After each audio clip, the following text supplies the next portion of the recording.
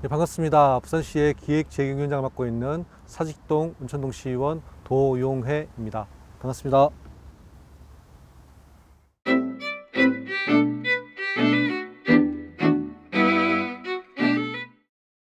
(30주년을) 맞은 부산시의회 정말 축하드립니다.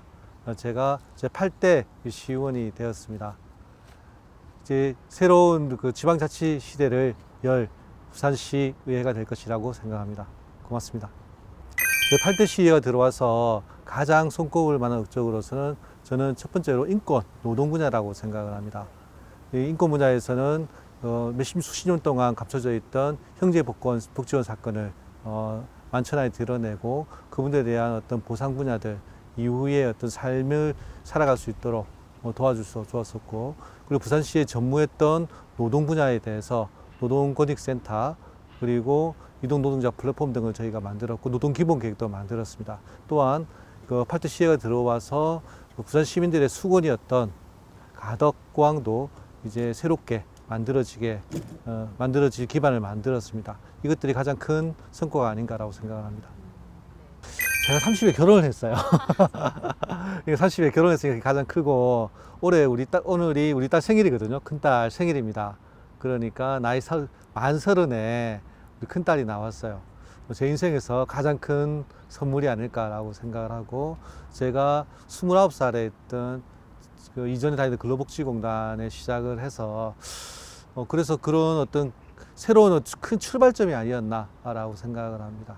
나이 30. 예. 요새 일만 한다고 좋아하는 일을 잘 못하고 있는데, 제가 주로 쉬는 시간에는 두세 가지 정도 하는데, 일단 등산을 좀 많이 합니다. 집이 사직동이라서 뒤에 그 금정산이 있고 세미산이 있어요. 주말에는 그 세미산을 둘러서 어린이 대공원 쪽으로 쭉 내려오는 한 2시간 정도 코스가 있는데 거기를 돌고, 그와 함께 쉬는 시간에는 주로 TV 영화를 보거나 책을 조금 보거나 그런 식으로 어떤 휴식을 좀 취하고 있습니다. 아, 저요?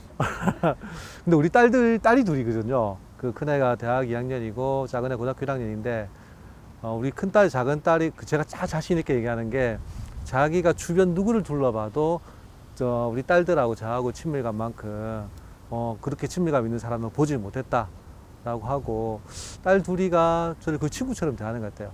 저희 같아서 자기들도 그렇게 얘기를 하고, 너무 들러붙어서 문제긴 한데 굉장히 어떤 딸들하고 친밀감은 제가 보기 좋은 것 같다 라고 생각을 하고, 집사람하고도 마찬가지. 집사람하고는 취미가 좀 비슷한 것 같아요. 특별하게 취미가 없으면서 등산을 가거나 여행을 가거나 그런 것들을 같이 할 수 있는, 그래서 같이 동반자라서 같이 살아갈 수 있는 건데 부족함이 없지 않나라고 생각합니다. 인생 노래가, 저는 학생 때 솔직히 조금 데모를 조금 하다 보니까 대학 들어가자마자 배웠던 노래가 그 두 곡이 있는데, 하나는 정태춘 선생님의 그 떠나가는 배, 그 나름대로 18번인데 노래방은 그 노래를 불러요. 그리고 고등학교 딱 들어가서 대학 딱 들어가서 배운 노래가 있는데, 타는 목마름이라는 노래가 있어요. 근데 그 당시 사람들한테는 좀 아는 노래인데, 하여튼 그 두 노래를 좀 좋아하는 것 같습니다. 저기 떠나가는 배, 거친 바다 외로이, 됐습니다. 여기까지. 가장 컸던 거는 제가 시의원이 됐던 게, 이 부산시가 보면은 이때까지 한 1%를 위한 어떤 시고 시의회였다라고 저는 생각을 합니다. 그렇게 해서 저희 더불어민주당 시의원들이 들어오면서 1%가 아닌 99% 아니면 전체를 위한 어떤 시의회가 돼야 된다라고 생각하는 것들이, 그거를 끝까지 좀 지고 가야 되지 않을까라고 생각을 합니다. 저는 사람이 가장 불행한 것들이 불평등하기 때문이라고 저는 생각을 하거든요. 그렇기 때문에 사람들은 평등하게 만들어주는 것들, 누구 하나 모든 것이 가지고 누구 하나 아주 없는 것이 아니라 또 중간 정도의 어떤 형태를 가지는 것들이, 사람들이 그것을 계속 유지하기 위해서 싸우는 게 시의원으로서 해야 될 일 아닌가, 정치인으로서 해야 될 일 아닌가라고 생각을 합니다. 그러니까 사람들의 어떤 평범한 보통적인 행복을 위해서 싸우는 거죠. 네. 좀 전에 얘기했듯이 저는 그 부산 시의원으로 있는 것이기 때문에 부산 시민들의 행복이 가장 우선이라고 생각을 되고, 그걸 통해서 부조리하고 불평등한 것들, 그리고 부산시가 나가야 될 방향들, 특히 부산시 같은 경우는 지금 수도권의 모든 것을 지금 뺏기고 있는 그런 상황입니다.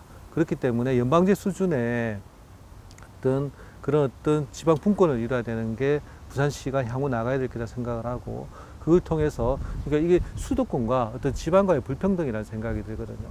그걸 통해서 지금 부산이 향후에 어떤 조금 더 발전해 나가고 평등한 도시로 좀 만들어 나가는 것들, 그게 중요하지 않을까라고 생각을 합니다. 지금은 이 코로나 시대다 보니까 소상공인들이 굉장히 힘듭니다. 제가 기획재경위원장이다 보니까 부산 전체의 어떤 경제 분야에 대해서 관심을 가지고 좀 챙기고 있는데, 그 중에서 수십 년 동안 끝까지 이루어지지 않은 분야들이 있어요. 특히 이번에 제가 납품업자들 지원에 관한 조례를 만들었습니다. 이 조례의 핵심적인 내용은 납품업자들이 차량 자체가 보면 도로에서 여건이 충분히 갖춰지지 않은 상황 속에서 어떤 15분 정도 밖에 머물지 못하다 보니까 실제로 그거를 납품을 제대로 하기 위해서는 30분에서 1시간 정도 걸립니다. 이런 분들이 실제로 한 30분 이상 주정차 할 수 있도록 제가 조례를 만들었고, 이 분야 자체가 약간 법에 위반된다고 해서 대법원까지 가 있는 상황인데, 실제적으로 이 납품업자들 부산에 한 4만에서 5만 명 정도 된다고 얘기하거든요. 이분들이 제대로 된 혜택을 좀 받을 수 있도록 잘 진행됐으면 좋겠습니다. 부산 시민 여러분, 2020년 2월부터 코로나로 인해서 많이 힘드셨을 겁니다. 특히 마스크 쓰고 다니시고 가족들과 함께 모이지도 못하고, 특히 소상공인들은 더욱 힘들었을 거라고 생각을 합니다. 이제 백신도 70% 이상 맞고 조만간 위드 코로나로 전환되지 않을까라는 생각이 듭니다. 정말 고생 많으셨고, 향후에는 이 부산 시민들이 행복과 함께 열심히 달려가는 그런 시원이 되도록 저 도용에 노력하겠습니다. 고맙습니다.